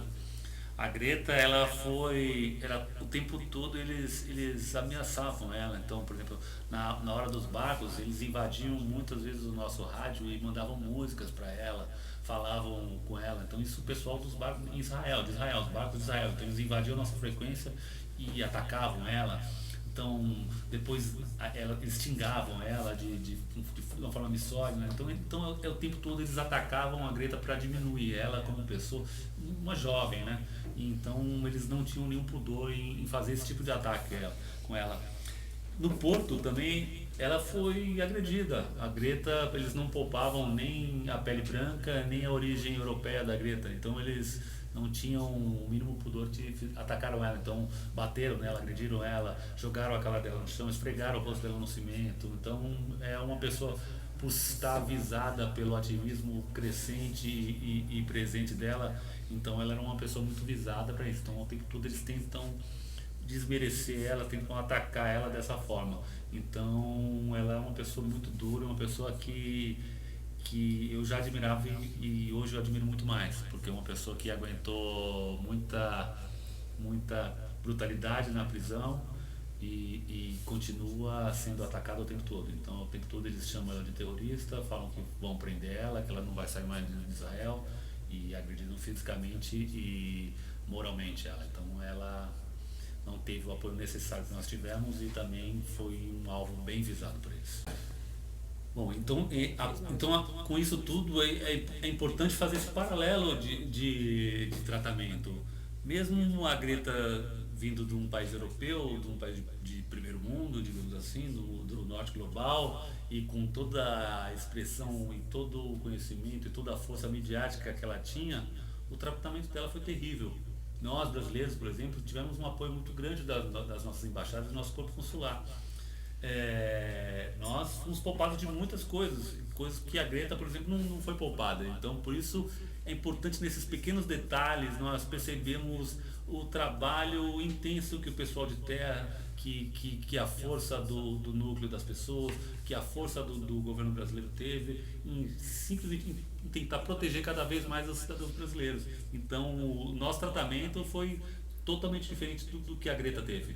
Então, não posso garantir que o nosso tratamento foi melhor do que todos os europeus, não digo isso, mas eu digo especificamente da Greta, porque o país dela, ele simplesmente abandonou ela por lá, então a gente percebe a diferença do tratamento que nós tivemos. Então, por isso que eu digo que o governo brasileiro, muitas vezes nos bastidores, às vezes a gente fica pensando, a gente fica querendo ações tão expressivas, mas às vezes tem coisas que se tratam e se trabalham nos bastidores. Eu acho que o governo brasileiro, ele trabalhou perfeitamente nesses bastidores, costurando essas alianças e tentando conversar para fazer o que era necessário, o que um corpo consular deve fazer, que é simplesmente proteger os cidadãos do seu país e deixar as melhores condições possíveis para trazer a segurança deles para que eles voltem para casa. E a Greta não teve isso e nós do Brasil tivemos. Certo. Eu acho que estamos entrando no tema um pouco no Brasil, mas eu acho que é uma coisa que acho que tanto o nosso pessoal do núcleo, mas muita gente acho que vai querer saber isso, João. Como é que o pessoal na flotilha enxerga o presidente Lula? Do que você conversou lá, você passou muito tempo com essas pessoas, né, entre o treinamento e mais de um mês dentro do barco e depois da detenção. Como esse pessoal enxerga o presidente Lula? A gente já sabe que o nosso governo, pelo que você está falando, teve um papel muito mais importante que alguns outros em relação a proteger a vida dos participantes da flotilha. Mas como que o pessoal enxergava o presidente Lula? Bom, é muito legal falar sobre isso e até gratificante falar sobre isso. Nós aqui no Brasil, a gente não tem ideia do poder e da admiração mundial que o nosso presidente Lula tem no mundo inteiro. Então, onde ele anda, ele é ovacionado e onde ele anda é admirado, porque ele é um dos ícones mundiais. E, então, isso, e quando ele se for, a gente vai ter essa noção exata do poder e do tamanho do presidente Lula. Para você ter ideia, como eu comentei, a minha história para chegar na Global Summit Flotilha passou pela Marcha Global para Gaza, que foi no Cairo. Lá eu estava carregando, como eu sempre carrego, um lenço meu que já foi para algumas batalhas, um lenço que eu tenho, que é um lenço do Lula, que era na época que ele foi preso em Curitiba. Fui até o acampamento Lula Livre, Curitiba, fui com meus filhos, inclusive, cantamos e gritamos "Bom dia, presidente", "Boa noite, presidente", juntos, comemos no barracão do MST lá. Então, esse lenço, ele me acompanha em várias batalhas, em várias lutas que eu tive. Então, na marcha eu estava com ela lá. Então, eu andava com com o meu lenço e foi de longe que eu via aquele senhor alto, um negro forte, grande, potente, ele virou, simplesmente apontou e me falou "Lula, Lula", e quando eu olhei eu percebi que estava nada mais nada menos do que Nicolas Mandela, o neto do Nelson Mandela. Foi ali que ele me chamou para perto e a gente estreitou um pouco, fizemos uma espécie de amizade. Então hoje eu posso dizer que eu sou amigo do neto do Nelson Mandela, através do lenço do Lula que ele identificou e que ele quis falar sobre o Brasil. Então foi nisso. Esse lenço também me acompanhou na flotilha o tempo todo. Infelizmente esse lenço foi roubado pelo exército terrorista de Israel. Ele não está mais comigo, preciso arrumar um outro lenço para substituir ele, inclusive. Mas para você ter uma ideia, no barco, no Mykonos, a gente comentava sobre as coisas e as pessoas, nesse tempo que a gente tinha, nesses 31 dias, então a gente conversava sobre a situação de cada país. Tinha um turco que ele é professor universitário de um curso de Direito, então ele era sempre curioso para saber como funcionava no Brasil. Então ele perguntava se no Brasil existia fome, como estava, como era. Então eu fui começar a conversar sobre a situação brasileira. E nesse momento eu tinha falado para ele que o Brasil tinha saído do mapa da fome na época do Lula, voltou na época do Bolsonaro, e agora com o Lula novamente nós tínhamos saído novamente do mapa da fome. E expliquei isso e comecei a falar sobre o Bolsa Família, do projeto Bolsa Família, expliquei como tinha começado, como ele estava no momento. E comecei a explicar.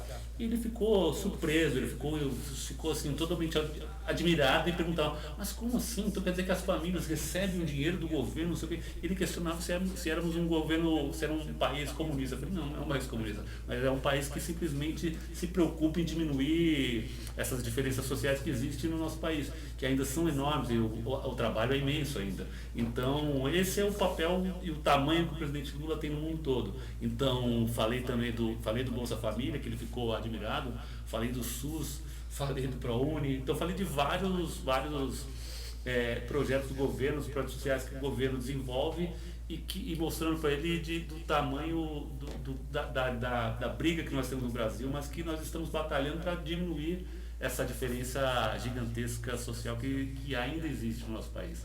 Mas o Lula, ele é admirado por onde passa, então se você falar para qualquer pessoa do mundo o que é feito aqui no país, eu duvido a pessoa ser contra e não gostar do presidente Lula. Bom, tem esse papel do Lula no cenário mundial, que a gente sabe que defendeu a Palestina muito antes de muitas figuras, com a projeção dele, né, que chamou pelo nome, chamou de genocídio, né, o que está acontecendo lá. E tem o papel da flotilha nisso e dos brasileiros na flotilha. E, assim, para além do papel simbólico da flotilha, né, e do papel, que aí a gente vai falar depois, a influência que isso pode ter tido no cessar-fogo, enfim, nos acontecimentos posteriores, o que você acha que a flotilha mudou concretamente ali, atingiu concretamente a vida dos palestinos enquanto vocês estiveram na missão ou depois que ela acabou? Bom, nossos objetivos na flotilha, eles eram muito claros. Era estabelecer um corredor humanitário, levar ajuda humanitária, quebrar o cerco midiático e dizer ao mundo para acompanhar a causa palestina e botarem os olhos em Gaza. Então, infelizmente, nós não conseguimos chegar até a Gaza e levar nossa ajuda humanitária, mas algumas coisas a gente pode ter o orgulho de dizer que a flotilha conseguiu fazer. A gente comentou antes que bem ou mal a gente começou a quebrar um pouco esse cerco midiático, então as pessoas falaram muito, então a companheira Terezinha comentou bem que muitas vezes a flotilha foi pautada na mídia sionista aqui brasileira, então teve matéria no Jornal Nacional, no Fantástico, Jornal Hoje, Jornal da Band, Folha de São Paulo, Record. Então, digamos que aqui no Brasil, como no mundo todo, então acho que a gente conseguiu quebrar um pouco esse cerco midiático que aconteceu.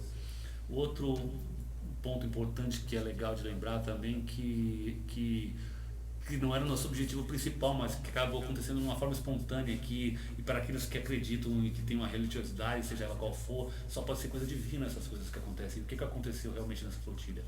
No momento que eles foram interceptar a gente, como nós éramos em muitos barcos, então eles precisaram de toda a armada, toda a frota naval do exército terrorista de Israel estava mobilizada para nos parar, para nos sequestrar em águas internacionais.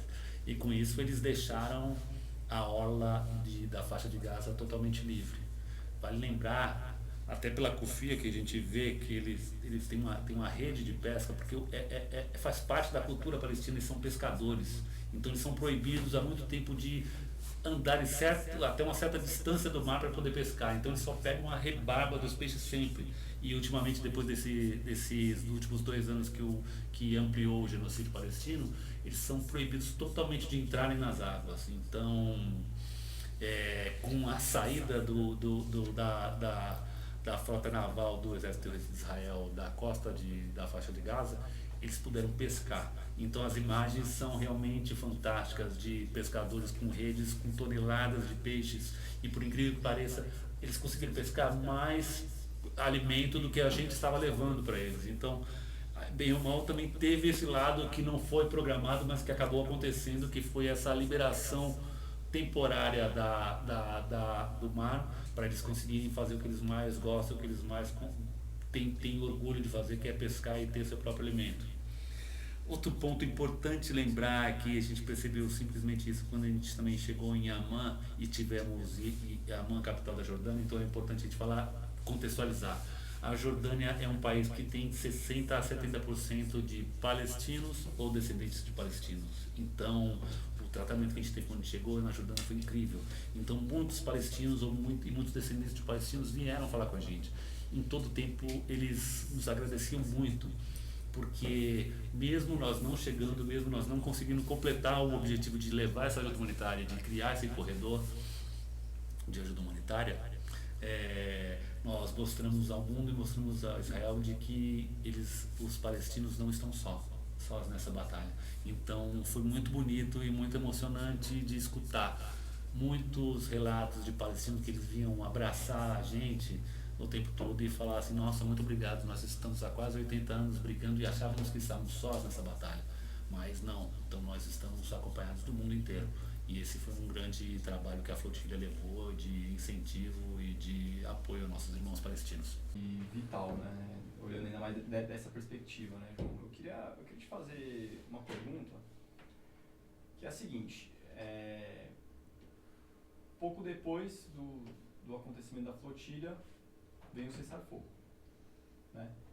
Esse cessar-fogo que a gente sabe que é contraditório, é um recuo do que o Trump queria para a faixa de Gaza, que era expulsar os palestinos, como ele mesmo falou, e colocar um resort lá.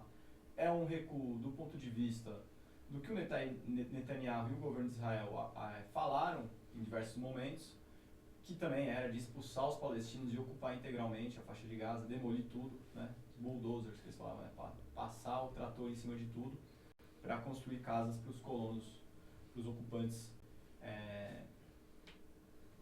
israelenses.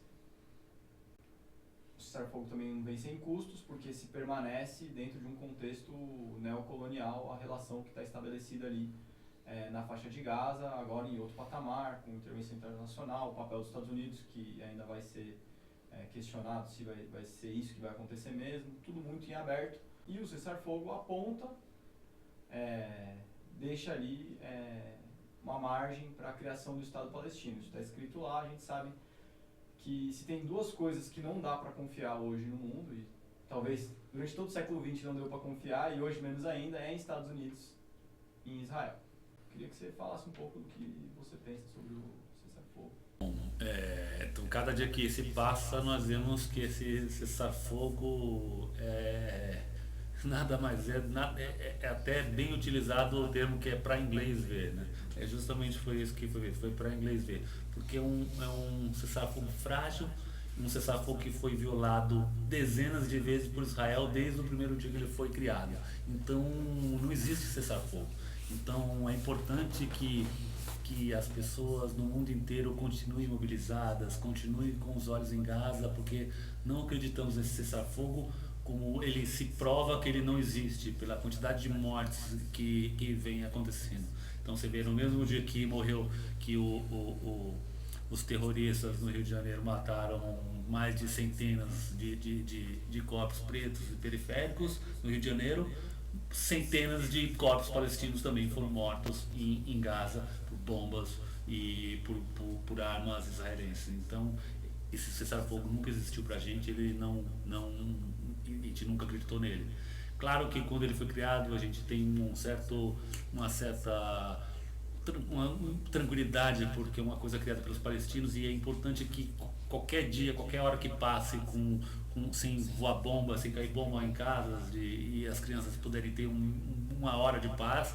Claro que pra gente é importante, que é muito triste pensar, eu sou pai de 4 filhos, então eu posso dizer isso, quando eu vejo as crianças sofrendo em Gaza, então eu me coloco como pai, então é muito triste pensar que as crianças estão desenvolvendo a sua audição para saber quando é um ataque de bomba, quando é um ataque de drone, quando é um avião que está vindo. Então isso é muito triste saber que essas crianças estão nesse nível de atenção, nesse nível de cuidado. É assim, eu vi um vídeo esses dias de um pai levando uma maçã e uma banana para o filho, ele não sabia o que era. Uma criança que tinha por volta dos 3 anos, ela não sabia o que era uma maçã, não sabia o que era uma banana. O pai teve que falar assim, experimenta para você ver. Então a criança comendo aquela maçã e não sabia o que ela aprendendo a palavra naquele momento. Então são cenas muito tristes que a gente vê, e a gente que está nesse meio, então a gente acaba vendo mais cenas ainda. Então é uma dor muito grande saber. Então, qualquer hora que essas crianças tenham paz, que essas mulheres tenham paz, que os trabalhadores, os jornalistas tenham paz, que os pessoal da saúde tenham paz, então para a gente é importante.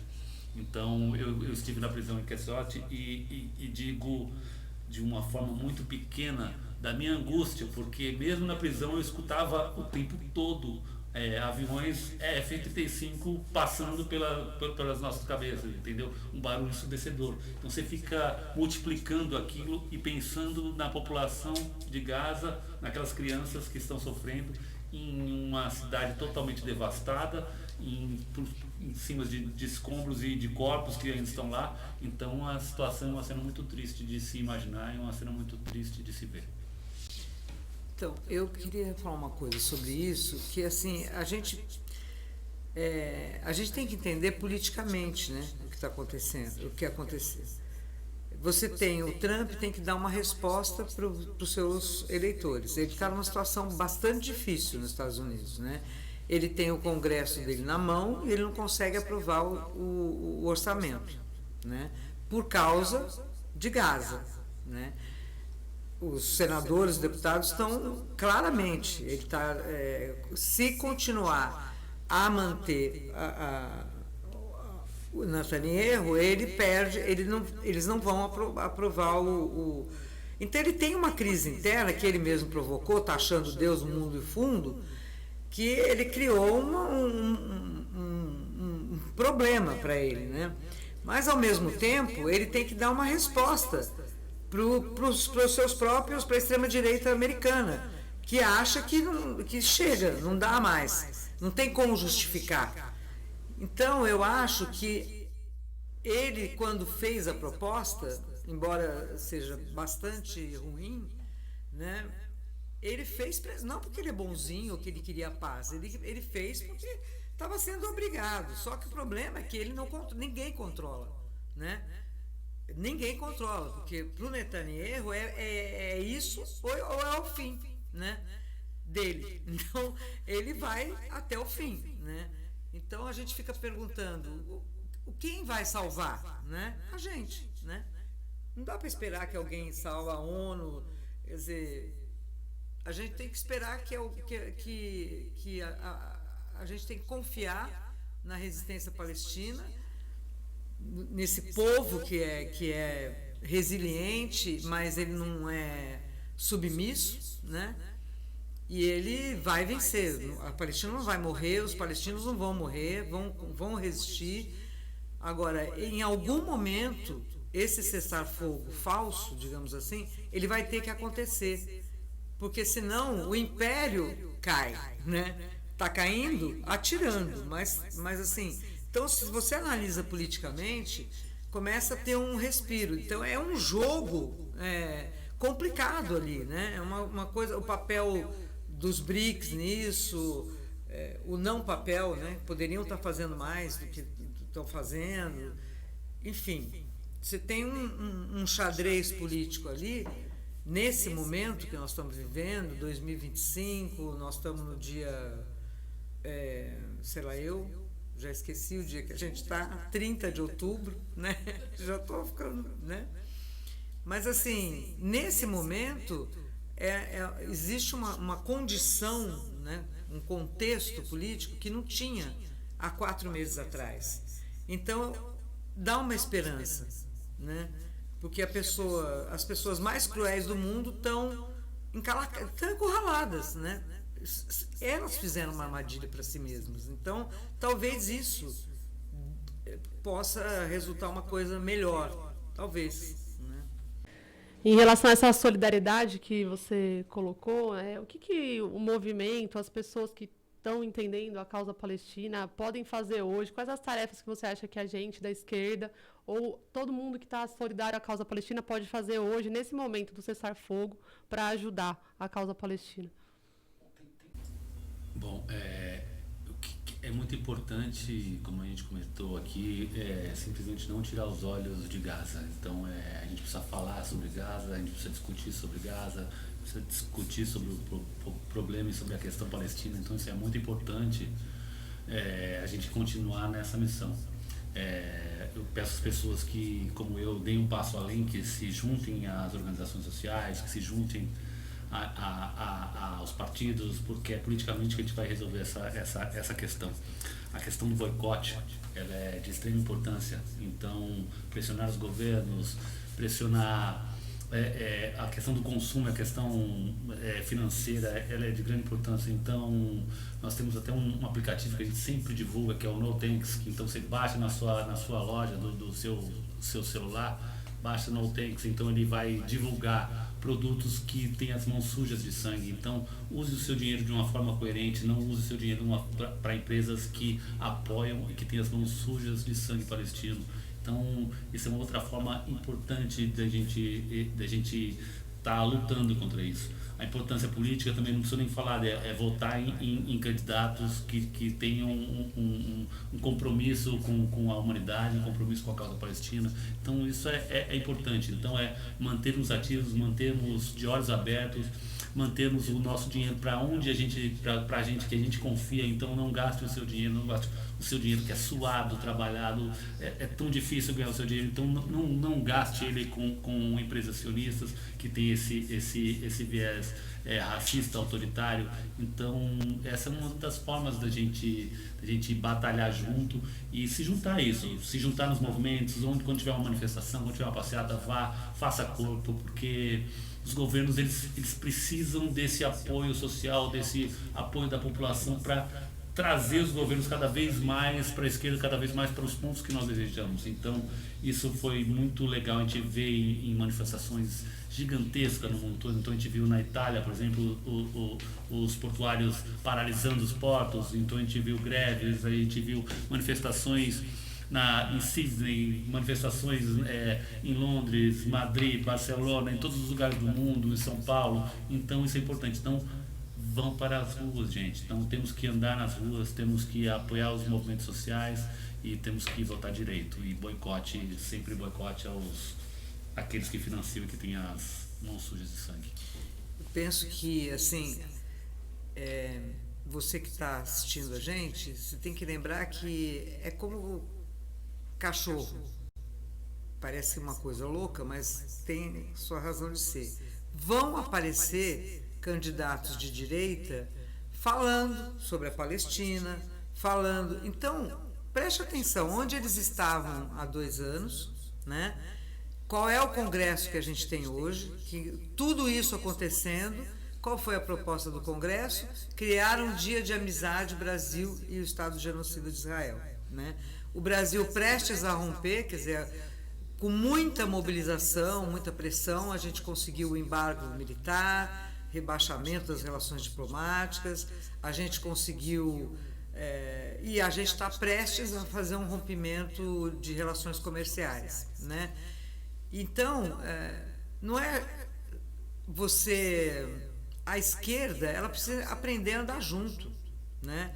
Tem que ver qual é o nosso inimigo, né? É o governo Lula? Para alguns para a ultra-esquerda e a gente tem que ter claro isso. Tem gente que a gente não tem que estar junto, né? É muito bonito falar, vamos juntar as esquerdas. Tem esquerda e tem esquerda, né? Tem esquerda que dá para juntar. Agora, a esquerda que chama Lula de cúmplice de genocídio, não dá para juntar. Eu, pelo menos, não quero me juntar com esse pessoal. E, para mim, é a teoria da curvatura da vara, né? Você vai, você vai dobrando, você chegou no mesmo lugar. Então, a gente tem que pensar nisso. Agora, você, pessoa comum, pega a sua indignação, pega aquela cena da criança sendo morta, carregada nos braços do pai, pega o que você sentiu e faça um voto para você mesmo. Não vou mais ao McDonald's, não vou mais tomar Coca-Cola. Porque vamos explicar, Café Três Corações, parece que é brasileiro, mas ele manda dinheiro para Israel. É sionista, é assim que eles vivem. Essas empresas que a gente cita, que o João falou, do No Tanks, porque tem empresas, Gessilever, a gente tem um monte de produto nacional que é bom. É bom a gente pensar que soberania também é guardar os empregos brasileiros no Brasil, por exemplo. Por que você vai ajudar uma empresa que vai mandar todo o lucro dela para o país de origem, que é o país que está armando Israel? Dá o dinheiro para o seu país, para investir em educação, em saúde, para você dormir com a cabeça no travesseiro e falar: alguma coisa eu fiz. Eu peguei a minha indignação e resolvi que eu não vou mais tomar. A Coca-Cola é um crime. Aliás, a sua saúde vai agradecer se você abandonar o McDonald's e a Coca-Cola. Ah, mas um dia só. O que tem um dia de sol? Um dia de sol significa milhares de crianças que não estão vendo mais sol, né? E ver também que a gente é privilegiado. A gente está num país que a gente está fazendo campanha de vacinação. E nós estamos olhando para um país que está com todas as epidemias recrudescendo e que vai afetar o mundo todo, porque Israel proibiu o Médicos Sem Fronteiras, proibiu a OMS de vacinar. Então, imagina o que é você estar num lugar que tem cadáveres embaixo de escombros. A consequência disso você vai ter... você tem um lençol freático contaminado, então as consequências são muito graves. Não dá para você falar: eu sou ecologista, estou plantando árvore, eu sou... E você aceitar que um país inteiro seja bombardeado. Olha o que é, isso é poluição, além da crueldade. Então tem coisas muito simples que você pode fazer, né? É amanhecer e trocar o seu café Três Corações por um cafezinho brasileiro de verdade, né? Parece simplório, mas se 220 milhões de brasileiros deixarem de comprar produtos que armam Israel, eu acho que vai fazer uma grande diferença. Importantíssimo. Companheiros, a gente está chegando já para o final da nossa conversa aqui. Eu queria pedir para a nossa coordenadora do núcleo, em primeiro lugar, agradecer o João pela paciência, por ter ficado tanto tempo aqui com a gente, Terezinha também. Mas pedir para a nossa coordenadora do Núcleo Palestina aqui do PT, para ela falar para a gente aí sobre o núcleo, dar uma palavra sobre o funcionamento do núcleo, como as pessoas podem entrar em contato, as atividades que tem, o que está acontecendo. O núcleo tem feito muitas outras coisas, eu pedir para você falar um pouquinho sobre elas, tá bom? Tá bom. Então, o Núcleo Palestina do PT, ele foi fundado há um ano e... Acabamos de completar um ano e 2 meses. E nós fundamos o núcleo porque a gente, em primeiro lugar, nós fazemos parte de um partido que, na sua fundação, tem no seu estatuto a defesa incondicional do povo palestino. E a gente foi sentindo que o PT parou lá no Arafat, entendeu?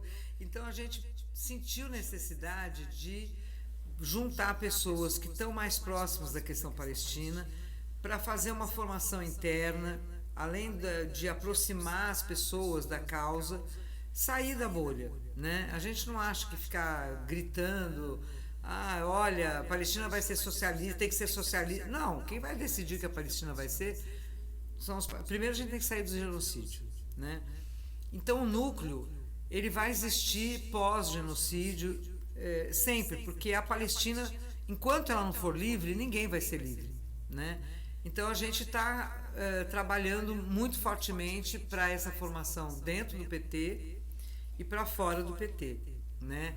Então a gente está bem feliz que a gente conseguiu, em um ano só de vida, o nosso partido ele fez uma resolução que nasceu na discussão do núcleo, a resolução nacional, né, em relação ao rompimento com o Estado de Israel, as emendas sobre a importância de você estar discutindo isso com os diretórios zonais, as macros.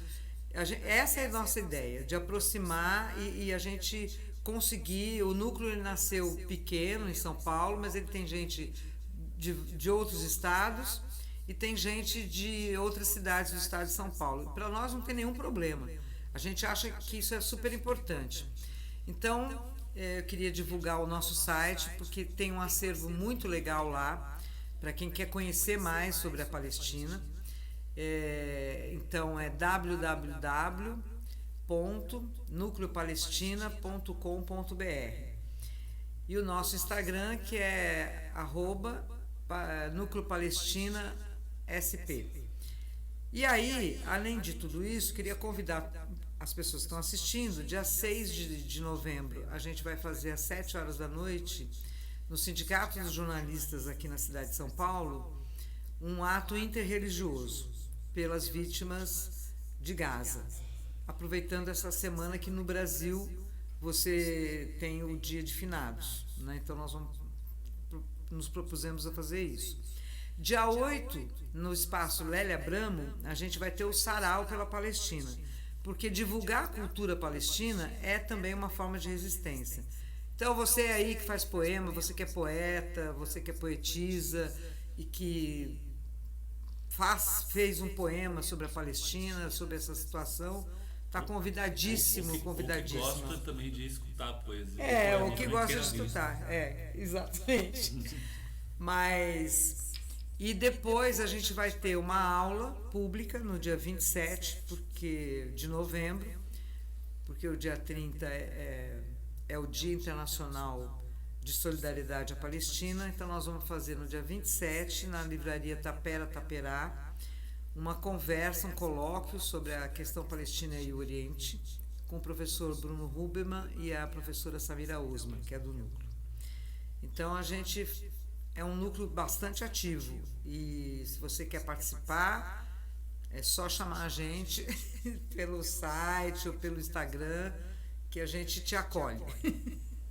E assim, o núcleo palestino do PT, ele não a gente tem folhetos, folders, a gente monta uma série de coisas, inclusive a gente foi convidado a participar da COP, né, da pré-COP, a COP, e estamos numa campanha porque a gente vive de doações. Então, se você está a fim de doar, nosso Pix é nucleopalestinapt@gmail.com.